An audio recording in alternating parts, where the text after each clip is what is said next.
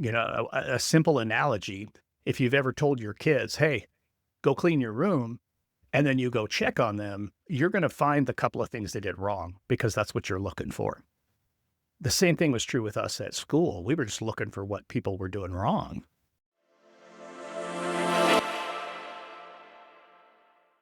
Welcome to Innovating Education, the podcast where we engage in solution-driven conversations to transform the educational landscape. I'm your host, Dr. Riley Williams, and today we have an absolutely phenomenal guest who is redefining what it means to lead in education. Dr. Darrin Peppard is a dynamic educational leader, keynote speaker, author, and consultant dedicated to empowering school leaders and transforming school culture. With over 26 years in public education, Dr. Peppard has served as a classroom teacher, coach, assistant principal, high school principal, and superintendent.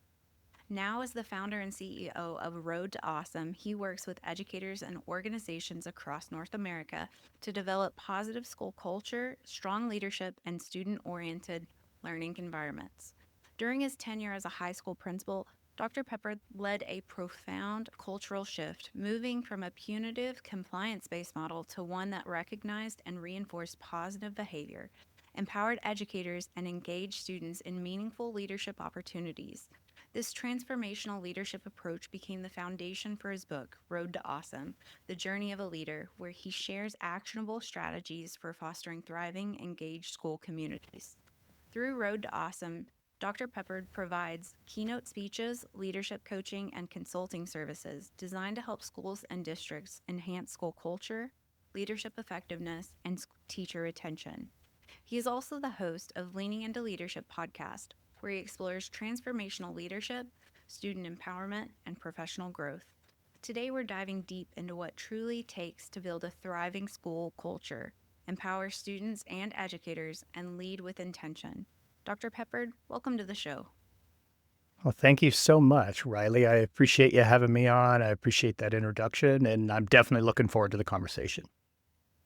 Well, I'd like to start at the beginning. You've had such an incredible journey in education, from teacher to superintendent, now to leadership coach. Can you walk us through your path? What inspired you to take this road, and what pivotal moments shaped your philosophy on leadership? Yeah, it's I'll start by saying it's dangerous to ask a podcast host to tell their story because I could just go and go, but I'll try and be brief. I will tell you, I'm a Central Wyoming kid. When I went off to college, I had no idea what I wanted to do. I was one of those kids that I was engaged in school, but not really heavily engaged. And when I graduated from high school, I really didn't know what I wanted to do. And I looked back on my time as a high school athlete and thought, our high school trainer has a pretty cool job. Maybe I'll do that. And I started actually as a physical therapy major. And my, let's just say things didn't go great. My first couple semesters in college, I was a really good pool player because I was in the pool hall all the time and not in the classroom. And so, long story short, there came across a wonderful opportunity. A friend of mine asked me to come help him coach a fifth grade girls basketball team, and I was hooked. And that actually is what led me into education. Started my teaching career in Northwest Arizona. I was a middle school teacher, high school teacher, eventually became a head basketball coach, achieved a lot of the things that I really felt like I wanted to do. And along the way, I had an amazing principal who tapped me on the shoulder and said, you need to think about leadership. That's a role that I see you in. And that led me to the, assistant principal role, and ultimately to the superintendency. And, you ask about some of those pivotal moments, right? Or some of those things that shaped the journey. My first year as an assistant principal, I was in charge of all discipline and attendance for a high school of about 1,100 students. So a very thankless job, and one that had to be pretty much anchored to the desk because it was nonstop cookie cutter discipline. And we were, I don't think we realized it, but we were very much living in a culture of compliance. We were focused on all the things people were doing wrong, not focused on the things people were doing right. In a staff meeting, and this is kind of the core of my first book, Road to Awesome, in a staff meeting, somebody just asked the question. They're like, why does it always have to be about what they do wrong? Why can't it be about what they do right? And for me, that was I refer to that as a two roads diverged moment, kind of a Robert Frost moment for me, where I could keep showing up and being the one to just catch people doing things wrong, or maybe I show up a little bit differently. And that really kind of started the change in our culture. I learned in that time that I have very little control over anything other than myself. And so if I started showing up a little bit differently, maybe others would start showing up a little bit differently. That, of course, then led to me being the high school principal, a job I still to this day, I loved it so very much. I identify as a recovering high school principal. That'll be a job that will always be deep in my heart. And then I fell in love with coaching leaders as a principal. I had a leadership coach myself, loved coaching my aspiring leaders, my assistant principals, department heads, that type of thing. So I chased a superintendent job and I thought, hey, this will give me a chance to coach more leaders, which could not be further from the truth.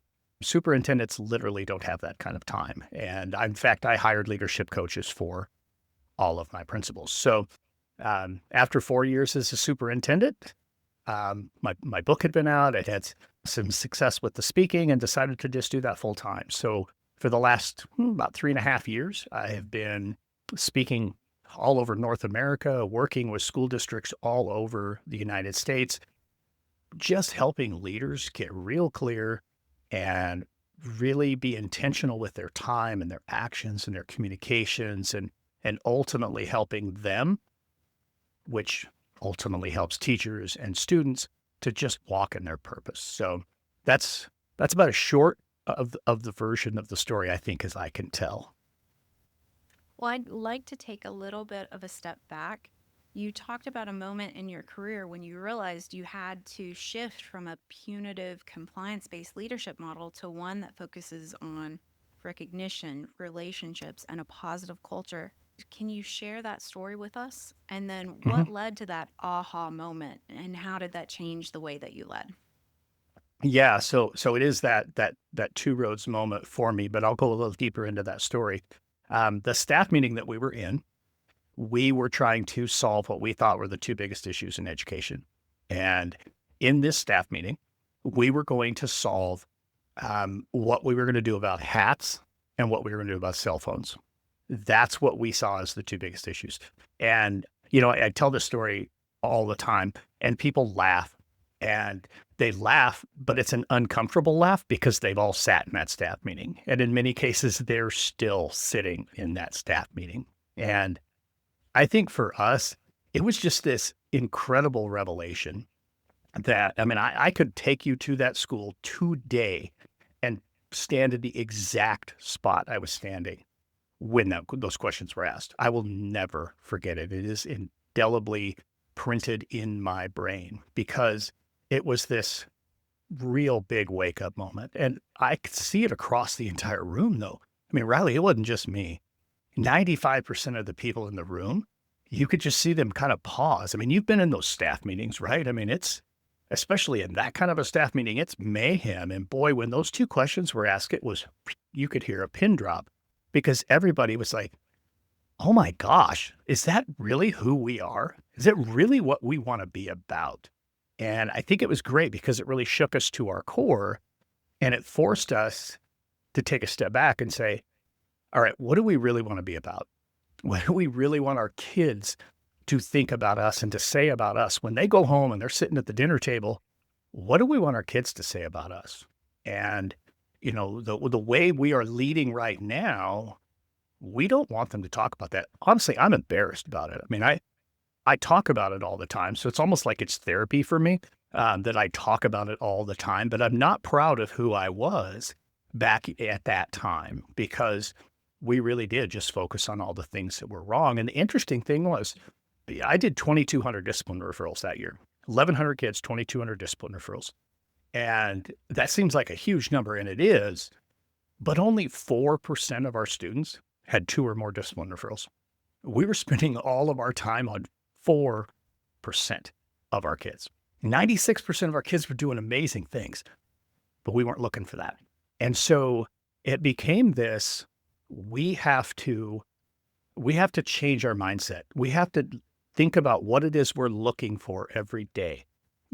A simple analogy if you've ever told your kids, hey, go clean your room, and then you go check on them, you're going to find the couple of things they did wrong because that's what you're looking for. The same thing was true with us at school. We were just looking for what people were doing wrong. What if we start looking for the things they're doing right? And when we see it, recognize it, reward it, and reinforce it. And by shifting to that focus, and it didn't happen overnight. It took work. It took being intentional. I mean, you're talking about completely shifting every person's mindset to think about, hey, what are the things I want to see? And then when I see them, how do I recognize, reward, and reinforce it? And that it was an incredible shift. But over time, we went from really poor attendance to really strong attendance. We went from a poor graduation rate to a super strong graduation rate. We wanted to see happening in our school happened. Now we still have discipline referrals. Let's not be naive, right? But I think we went from 2,200 down about 2 years later to around 500. So just a significant drop. And I tell people all the time, and I know we talked about it in our school, if we don't like the culture where we are, maybe we ought to think about changing the way we lead it. And that's in the classroom. Teachers, if you don't like the culture in your classroom, think about changing the way you lead it. Bus drivers, you don't like the culture on your bus, think about the way you lead it. And obviously that goes for school administrators. So I think that was a big piece for us, was just, we got to show up a little differently. We got to think about what we're really looking for. And then, man, when we see what we're looking for, really drive it home. I love how you said, instead of trying to catch people doing things wrong, we need to catch them doing things right. That is a game-changing mindset shift. Now, can we talk just a little bit more how our school leaders can work to improve that? Yeah, absolutely. And I think it starts with just getting real clear. For me, I think in leadership, there's two real key things. Number one, you got to be really clear. And number two, you got to be really intentional. So I think as a school leader, just from my own perspective, I needed to know, what is it I really want to see? What is it that I really value? What is it that really is important to me as a school leader? And once we get really clear about that, and we did this as like a collective exercise as a staff, what do we really want to see from our kids? We talk all the time about, all those cool words that go into mission statements and vision statements and that kind of stuff. But, we want to see kids who are genuinely engaged in their learning. We want to see kids who are modeling great citizenship. We want to see kids who are demonstrating that empathetic and caring manner, right? We want to see everybody celebrating growth and improvement. So if those are the things we want, and whatever it is in your world, in your school that you're focused on, that's what you need to lean into. For us, our attendance was atrocious. We were at about 84% average daily attendance. And that's where we started. Let's fix the attendance, right? So let's lean into that. Let's set a goal. And every kid who is meeting or exceeding our goal, let's recognize them. Let's celebrate them. And we didn't shoot for the stars right away. It was, hey, what if we can get to 88% this year? It's just in this first year, a 4% growth in that attendance rate for us would put about 30,000 hours back into the classroom. That was huge. We made sure everybody knew this is what we're looking for. And we celebrated kids who were meeting and exceeding that goal, not just celebrating perfect attendance. That can be demoralizing. Here's the goal, meet or exceed. Let's celebrate that. And then we started doing it with academics. We started doing it with positive referrals. We started doing it with, you name it. And the more clear you are about what you really care about and what you really value, two things happen. Number one, you start to see it more. When you know, hey, this is what I'm looking for, guess what? You see it. I drive a Jeep. I'll give you a real quick example of that for people who don't believe me. I drive a Jeep, and anybody who drives a Jeep knows when you see another Jeep driver, you throw them the Jeep wave. Yeah, absolutely. Riley and I are Jeep waving for those of you who are listening. Riley, before I bought my Jeep, I never saw Jeeps. Now, literally, I see them everywhere because I'm looking for them, right? Look for the things you want to see. Guess what? You're going to find it. And then recognize, reward, and reinforce the heck out of it. So that's what I would tell them. I tell administrators that all the time. This is what we have to do. Get clear, be intentional. Can you explain what a positive referral is? Yeah, absolutely. So we all know what a negative discipline referral is, right? Kid did this in the classroom, whatever. Send him to the office, here, administrator, this kid's broke, fix him. We decided to turn that on its ear a little bit. And at a high school level, a lot of times people will say PBIS doesn't work at the high school level. I will tell you that's an incorrect statement. It's all about how you frame it and how you structure it. So we actually called it the Road to Awesome card. Our whole school, we branded Road to Awesome. We were traveling the Road to Awesome. Everybody's on their own Road to Awesome. Man, it caught fire. And we created what we called the Road to Awesome positive referral. And what this referral is just, it looks a lot like a discipline referral. And a teacher fills it out because they caught a kid doing something right. And we call them into the office. It's like, oh my gosh, I got called to the office.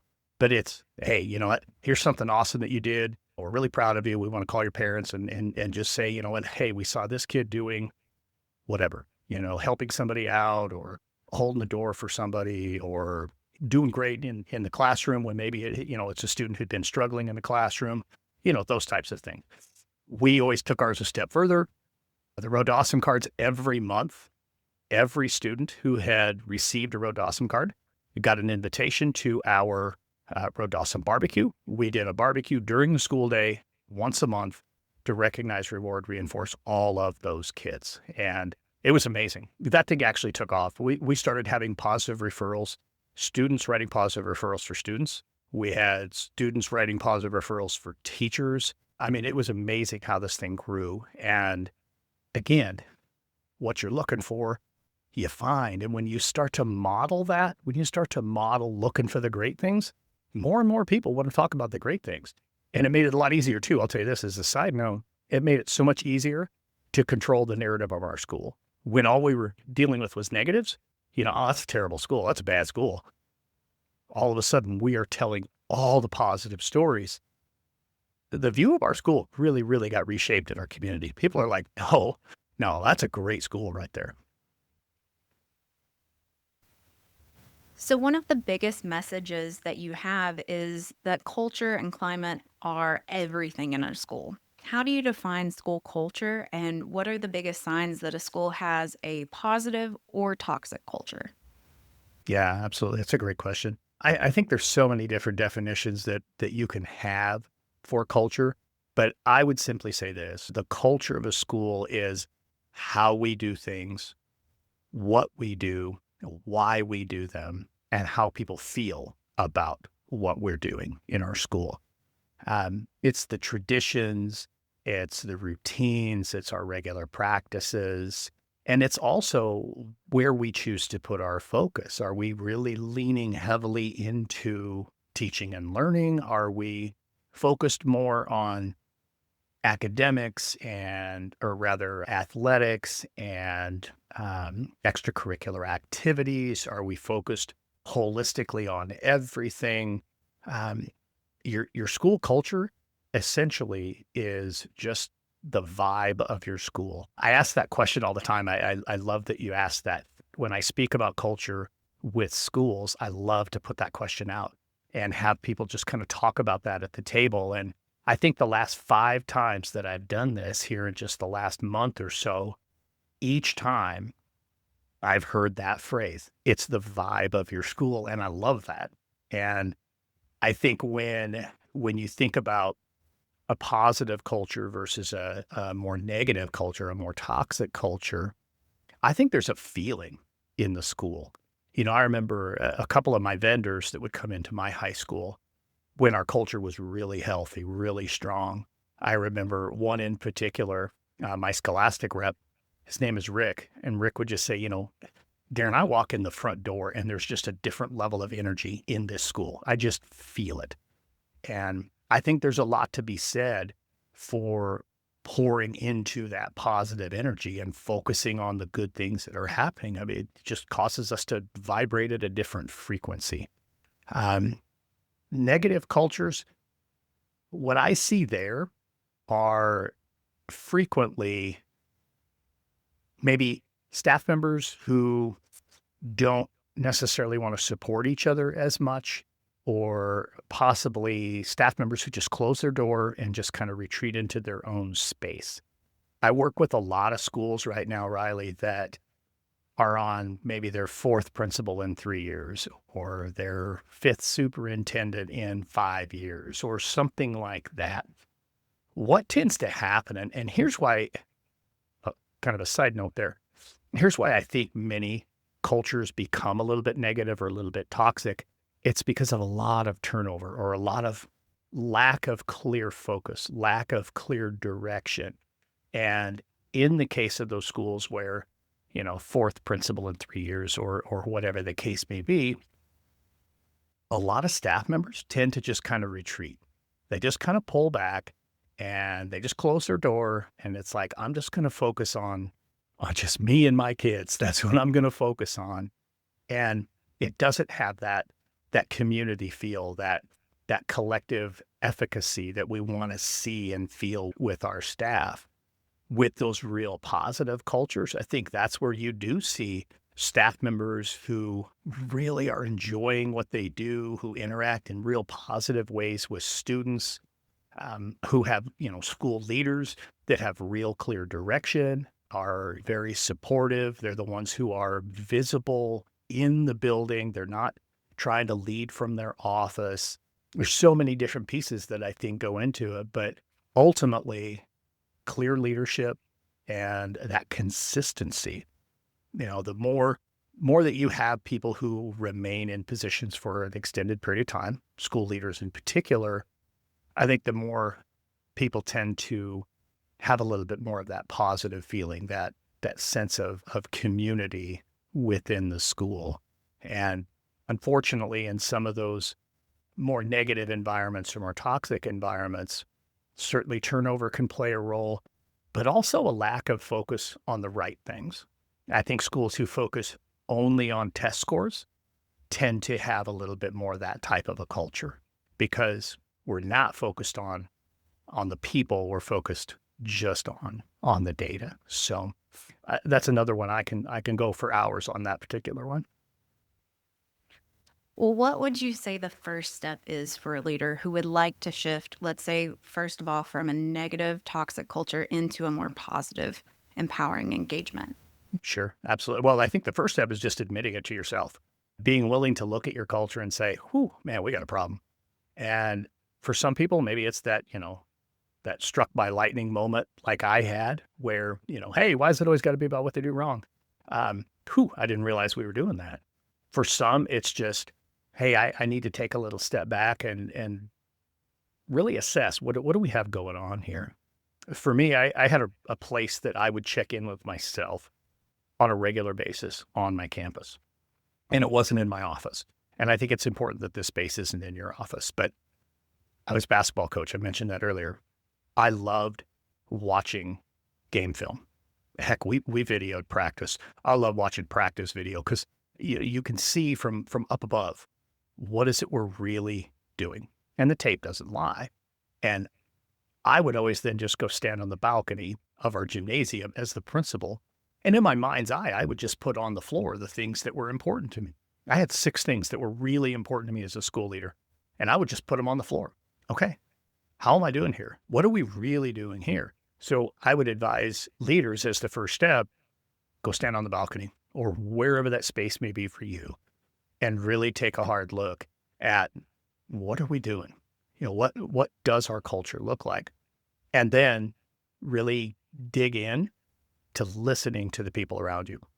Ask questions of your students. Ask questions of your staff. I have a good friend who's a high school principal in San Antonio, Texas, Todd Bloomer. And Todd does a listening tour on a regular basis at his high school there in San Antonio. And I think he has 2,800, 2,900 kids on his campus, 9 buildings on his campus, huge high school. But Todd meets with every single one of his teachers a couple of times a year and just has 3 questions. He gives them the questions in advance, goes and sits down with each and every one of them and just tell me how we're doing here. Tell me how we're doing here. Because we can't assume just from our own perspective that we see it all. So I think it's really important to gather that information, talk to parents, talk to visitors. I had my staff one time walk our building, our main entry hallway. I met them at the front door on a professional development day. Okay, here's what we're going to do. We're just going to walk this hallway. I want you to walk it as if you're a visitor, not somebody who comes in the door every day. And tell me, what story are we telling about our school? What do we value based on what's in this hallway? And it was so eye-opening for them. So I think just really taking an assessment of where are we and where do we really want to go? And then from there, that's when you get into the clarity and the intentionality piece. Get clear about what matters to you and then start being intentional to do work to match up to that. So we're getting on the balcony, right? How do we build this into a habit? Like, say, having coffee on the balcony. How are we going to build that into our routine? I put it on the calendar. I put it on the calendar regularly. And I'll just tell you a real quick aside on this one, a real quick story. The very first time I did this balcony level leadership thing, I knew, and this was from working with my coach, he told me, find a place where you can reflect. Again, I was a coach. It was a natural space for me. Well, the balcony happened to be a walkway also. And that walkway went from the main hallway to the pool. Well, we had students who had class in the pool, right? And I'm over on the balcony. I'm deep into, here's my 6 things on the floor. And Riley, I like to talk to myself. Like when I drive, man, I have so many great conversations with the windshield. I was kind of doing that. And I think some of my students thought I'd lost it because a little while later, my secretary showed up and she's like, Darrin, what are you doing? And I explained to her, I'm like, this is what I'm doing. And she's like, okay, I think it's awesome. I love it. And I started to just share with people, this is what I'm doing when I'm doing that. Reflection's such a powerful tool and we don't do it enough. And as leaders, I think we have to be so intentional to set that time aside. And so I started putting it on my calendar. My secretary actually had full access to my calendar, full access to my email, all of that kind of stuff. There were times balcony would show up on my calendar and I didn't put it there because she put it there. Having somebody else to hold you accountable is just as important. So that's what I think. Get it on the calendar, be real intentional with it, set 20 minutes aside. It doesn't take long to go and reflect. But I think if you do that, it's huge. I started using a planner. This is just another way. This isn't the balcony, but another way to reflect. I started using a planner that I would create for my entire week. I'm so far from type A, it's not funny. So if I don't put something on my calendar, it will not happen. And I created this weekly planner where I would lay out my week, make sure I had, the time that, hey, I'm going to block this time where nobody has access to me, to get that really high leverage work done, my balcony time. But then I also had little reflection for each day, just, hey, what went well, what didn't go well, and then also some reflection for the week. And I actually have that planner available on my website. I'll give you a link. It's a free download. People can have it if they'd like to try that. I think it makes a big difference to just set the time aside. If you're not intentional with your time, somebody else owns your time. So that's how I think, getting on the balcony is for me, that's the only way getting on the balcony would happen. And you don't just work as far as with the culture with your students, you're also working with your teachers. And as a coach, you advocate for a coach-based approach to teacher development rather than punitive evaluation systems. What does effective instructional coaching look like, and how can schools implement that successfully? Man, that is such an awesome question. I actually just finished reading Principal Kafele, Baruti Kafele's newest book. In fact, it's sitting right here. What is my value instructionally to teachers I supervise? I love this book. I love Principal Kafele, but In this book, he hits it so very well. So I'm going to use that to launch into what I want to talk about. Um, in the book, he opens with a story. It's Friday night, September, high school football stadium. The team's fired up. The coaches have got the kids ready to go. Let's go. They go charging out on the field, and the coaches say, "Good luck tonight, guys. We'll be in here in the locker room if you need us." That's absurd. Nobody would ever do that, right? Coaches are going to be right in the middle of the action, right there. You got some up in the press box. You got some right down there on the field. Why wouldn't we do that as school leaders? Why would we just tell our teachers, hey, you got what you need. I'll be in the office if you need me. That makes no sense. To me, great instructional leaders, the people who are charged with leading instruction, are in the middle of the action. It was one of the first things I learned from my coach. When my coach first came and saw me, I was just running around being a firefighter. And he stopped me in the hall and just said, "Look, if you want to be a firefighter, be a firefighter. I'm going to go back to my school. If you want to be a leader, you need to get in the action. You got to be in the classrooms. That's what you have to do." And boy, from that moment on, it hit me. We have to be in the action. But it's not enough to just be in the action. So often I'm in classrooms with school leaders that I'm working with or that I'm supporting. Just recently, one of my schools right here in the Omaha area, I was in with the principal and one of his brand new assistant principals. And this is something that happens common. Newer assistant principals think, well, I have to be able to tell this teacher what they're doing wrong. No, you don't. That's not what a coach does. I mean, occasionally as a coach, it's, hey, we got to quit doing this, right? But instead, it's suggest, it's encourage, it's help them grow. And you do that with a mindset of curiosity. Yeah, I tell leaders all the time, just ask a lot of questions. Don't think you have to come in and solve whatever for teachers. You're going to have some teachers who maybe need a lot of support. Maybe they're really early in their career, or they struggle a little bit with relationship building, or maybe they're struggling a little bit in terms of what instructional strategies they should try. But a lot of times, it's your very best teachers who want the most feedback. Your very best teachers want as much as possible to grow. Most administrators are intimidated by that. Most administrators are like, I can't tell the calculus teacher how to teach calculus. But you don't have to. Just be curious. Ask good questions, because that launches into conversation.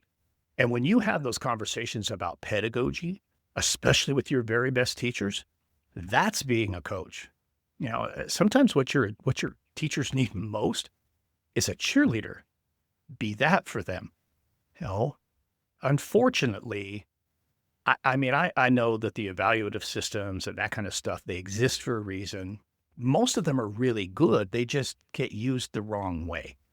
And if we really want to grow the people we have to coach them. I mean, in reality, I heard Todd Whitaker say this once. Actually, I probably heard Todd say this a dozen different times, but the first time I heard him say it, it hit me like a ton of bricks. When it comes to the personnel we have in our schools, if we don't like what we have two choices: go get better people or coach up the ones you have. Riley, they're not lining up at the door right now. You got to coach up the ones you have. And I think the more we can be there with them, ask a lot of good questions, lean in and provide support, heck, create systems where they can learn from each other. We did Ed Camp all the time, where our teachers were learning from each other. We created a peer-to-peer observation process where we weren't even involved in it. It was just simply the teachers going and watching each other teach. A friend of mine in North Carolina leads every Friday professional development led by the teachers. The administrator shows up occasionally. She's not taking attendance. She's there to learn. But Harold A. Winkler Middle School in Concord, North Carolina, every Friday, the Wolfpack workshop, they show up at 7 o'clock in the morning. Each teacher just takes turns sharing, hey, here's what's working in my classroom. And in their hallways, they talk about pedagogy all the time. when you create that coaching environment, when you create that, hey, we're here for each other and hey, what have you tried this or have you thought about this? Or tell me what you were trying to accomplish with that. Man, it completely changes how things work in a school. You know, I listen to this and I'm like, wow, this is how we show our teachers that they are valued, that they are supported, and that's how we empower them. I mean, that's Yep, wonderful, wonderful advice. 100%. I get a little passionate about it. Yeah, so as I'm sure you could tell. Well, and you believe that students are actually ready to lead right now, not just someday. Can you share some real examples of student leadership initiatives that you've worked with? Oh, absolutely. Yeah, the thing about student leadership, and again, I was a high school principal, but I think we need to give our kids genuine opportunities. We talk all the time, or I hear people talk all the time about, we need these kids to be ready for life after high school. Well, why can't we help them be prepared for life in high school? To me, that just makes sense. And the more authentic leadership opportunities you can give kids, the better prepared they're going to be when they move on. A couple simple examples from the high school level. When I was a principal, and this actually happened prior to my time, but I think it's a brilliant thing, and I kept it going. We had a student who was part of the Chamber of Commerce board of directors. And not just like, oh, that's cute, they're on the board. No, they were a voting member of the board for the Chamber of Commerce, and they served a 2-year term. Just a great opportunity to get kids involved in our local businesses, to understand a little bit more about commerce, to understand a little bit more about how government works. And man, the students that we had serving on that board were amazing. Another one too, just any opportunity we can give students to genuinely share what they're passionate about and going and making a difference in their community. With our different career academies at the high school where I was principal, our seniors had to do some type of a senior project. And it had to be connected to the job shadowing that they had been doing with a field that they wanted to go into. And I had a young lady come to me, oh, it was probably my second year, I think, as principal. And she said, I saw this thing when I went to the student council convention. She said, we have a pretty high poverty level here in our community. She's like, I would like to create for my senior project something that I'd like to call the Giving Pack Project. And she wanted to adopt the elementary school that was at the bottom of the hill. Every Friday, we're going to fill backpacks with non-perishable goods and that kind of stuff for kids who don't have meals on the weekend. The young lady's name is Shelby. I'm like, Shelby, I think that's a great idea. A couple days later, I've got a bunch of dignitaries in the building and I'm giving them a tour. And we end up in the classroom where Shelby is, and she's pitching that idea to the Health Occupations Career Academy kids. By the time we left, she had more than enough funding to do what she needed to do. And I mean, it was a great project, but now that's probably 9 years ago. That project now serves every elementary kid in that entire community, 9 different elementary schools. Shelby graduated 8 years ago. That project has continued year after year after year. And just because this young lady came forward with a strong idea, leaders say yes, don't say no. And saying yes feels good. And it's amazing what happens when you give kids an opportunity. I'll give you one more real quick one. The more we can give kids opportunities to just be genuine. And this story actually is in my new book that's coming out right now, Culture First Classrooms. Had a senior, a high school senior, again, another project, but he wanted to create, he had been shadowing with some EMTs, and he wanted to create a mock DUI crash. A lot of schools do mock DUI crashes around prom time. That's great. Usually it's the fire department or, it's the Mothers Against Drunk Driving group or something like that. This came from a high school senior. Did the entire thing. It was absolutely amazing, so powerful. He's now actually an EMT in the Oklahoma City area, so right there, not too far from you. And just giving kids a chance to do something. I'll give you one more real quick middle school example. We had some middle schoolers when I was a superintendent. They wanted to add a vending machine in our hallway at the middle school. They came and they made a pitch to their assistant principal. He brought it to us. And instead of just saying yes or no, we told the kids. I mean, they met with myself, maintenance director, finance director, that kind of thing. Let's talk about what all goes into that. It isn't just as simple as, hey, let's order a vending machine. So we asked the kids, go and do your homework. Go really look into what's necessary. My nutrition services director was there. And she mentioned, hey, there's quite a few FDA regulations here that you have to be aware of. The kids did some unbelievable homework. They came back with 3 different pitches. They did research into the different vending machine companies. What were the guidelines they had to meet? What were the hours the machine could be on? There was nothing left to say but to say yes when they came back with this. 2 middle school girls. And when you give kids an opportunity, it's incredible what they'll do. You just got to give them opportunities. They're ready to lead now. So can you tell me, what does an engagement-first education system look like? It's what I just talked about right there, right? It's all about finding ways to connect what your kids care about, what your kids are passionate about, with the learning standards that we still have to meet. Every now and again, you'll hear people talk about this and they'll say, well, just learn what your kids want to learn about that year. Well, that's not exactly how it works, right? We have standards we have to meet, but that doesn't mean that we have to do them the way we want to do them.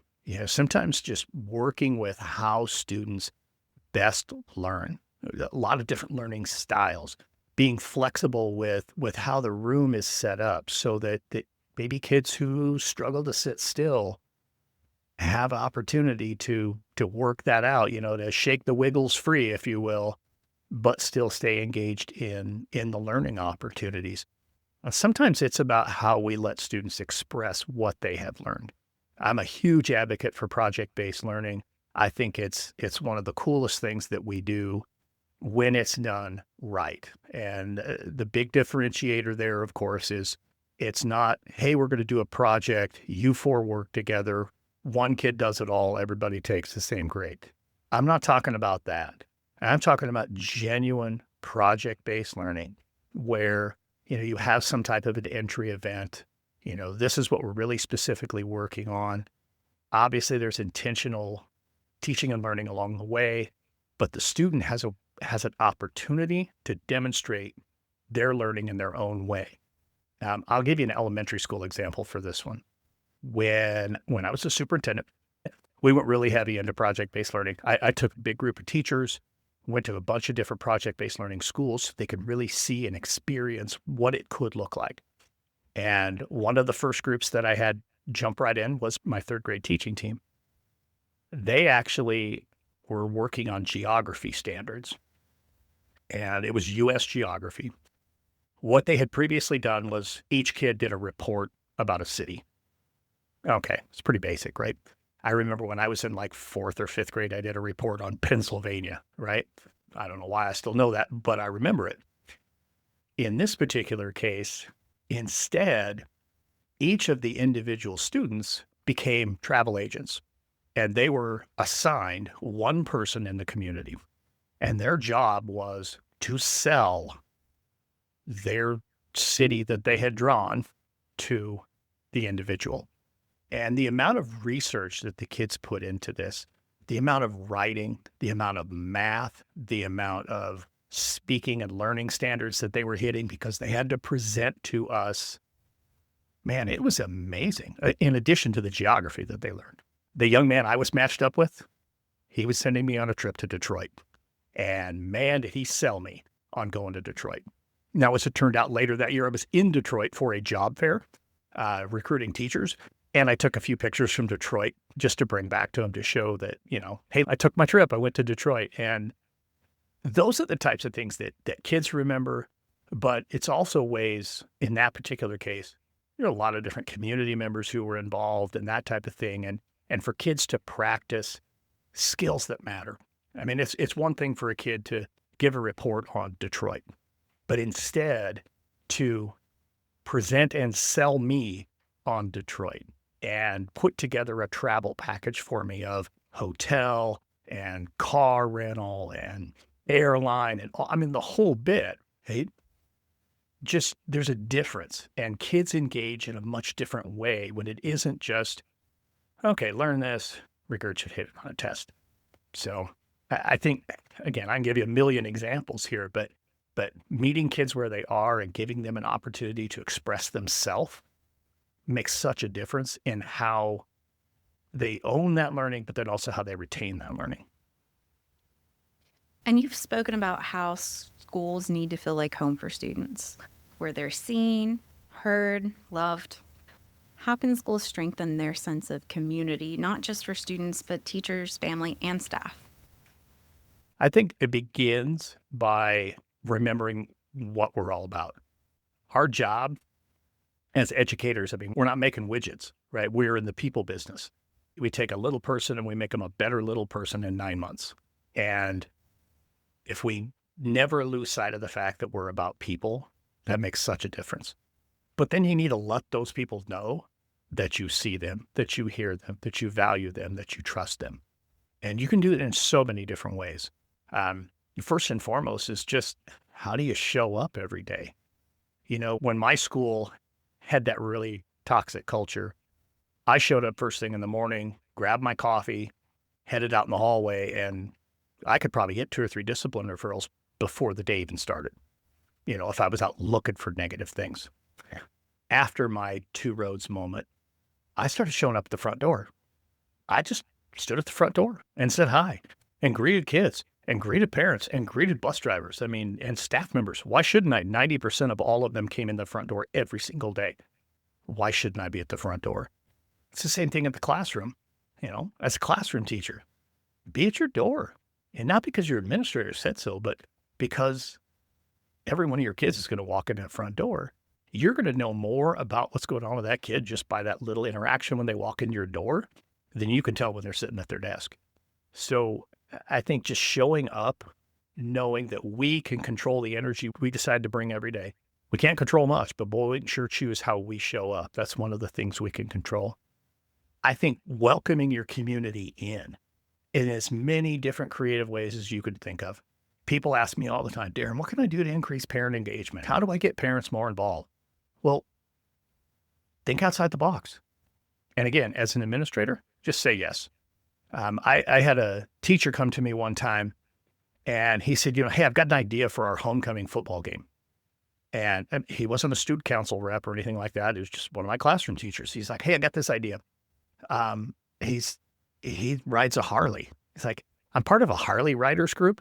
They're a bunch of doctors and lawyers and dentists and that kind of thing. I mean, don't get the wrong idea. I'm not bringing Hell's Angels here, but what if we just invite them to bring their Harleys to homecoming?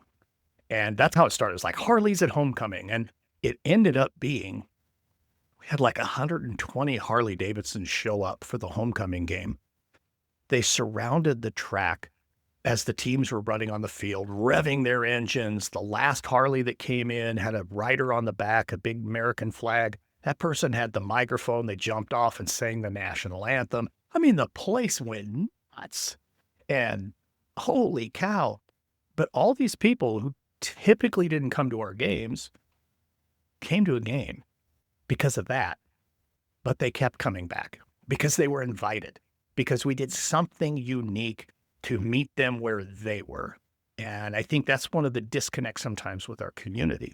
High school, I had an advantage, but man, getting your business partners involved, every high school should have 100 business partners. I don't care how big your community is, how small you should have 100 business partners, because there's so many things that are happening in your community. And one, as a business owner, it makes sense to get connected to your schools. But also as a school, man, you get those business partners involved, whether for us with our career academies, having all these businesses that were involved in energy and natural resources, law enforcement, first responders, everybody in the healthcare industry, our community college, they were in our school all the time. And so part of, I think, that rebirth of our image as a school was we had all these people in our school. And so when we were out and about in the community or in the public, if somebody said anything negative about our school, they're like, no, no, no, no, hold on. That's not true. Here's what's true about that school. I mean, the more you get people inside your walls, the more they'll tell what's happening outside your walls. And again, just think outside the box and just try things. I had somebody come from the Downtown Coalition one time, and he's like, hey, I'd love to do something to help kick off your school year. Our school was basically in downtown. It was about a 3-minute walk down the hill. We ended up creating something we called the Tiger Town Bash. Every fall activity met in the parking lot. The marching band led us into downtown. We had a massive rally in downtown, but all of our downtown businesses were a part of that. And it became this huge tradition. And it was a lot of fun. And most importantly, it's something our kids would never forget. Getting to march down the street. They weren't in the parade. This was for the Tiger Town Bash. We're going down into downtown, and they're going to close off the street, and we're going to have this big street fair, and it's all about our kids. And I think the more you just listen, there are so many great ideas out there. You just got to be willing to listen. So if you could go back in time, what's one piece of leadership advice that you would give yourself? Whew, that is a really great question. Okay, here's what I think I would tell myself. Again, I told you when we started off with this, I'm not overly proud of the guy I was the first year as an assistant principal. So I would probably go back and tell myself on day one, hey, just remember, this isn't about you. This is about them. Don't forget you're in a people business. And the more you lean into people, the more you focus on building relationships, the more you let other people know that you see, hear, value, and trust them, the more successful you're going to be. And that would probably save me a year or two of heartache, that's for sure. Well, before we wrap up, if listeners could take away just one thing from our conversation, either a mindset shift or an action that could transform their leadership, what should it be? Yeah, that's a great question. I would say this.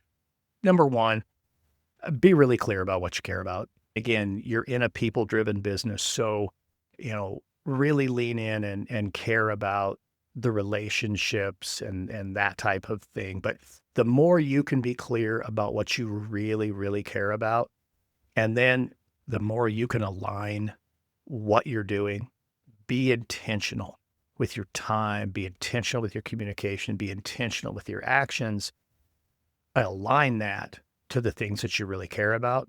To me, that's the key for success in leadership. Dr. Peppard, I can't tell you how wonderful this conversation is for me. There's so many actionable strategies, so many stories that are really going to help transform the way they teach and lead.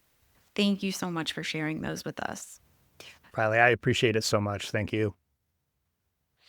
So for those who want to dive deeper into your work, learn more about Road to Awesome, or even bring you in for coaching or keynote speaking, where can they find you? Yeah, absolutely. Well, on social media, everywhere on social media, I'm Darrin M. Peppard. The website is roadtoawesome.net, and you can email me, darrin@roadtoawesome.net. Hit me on any social media. You can send me a DM.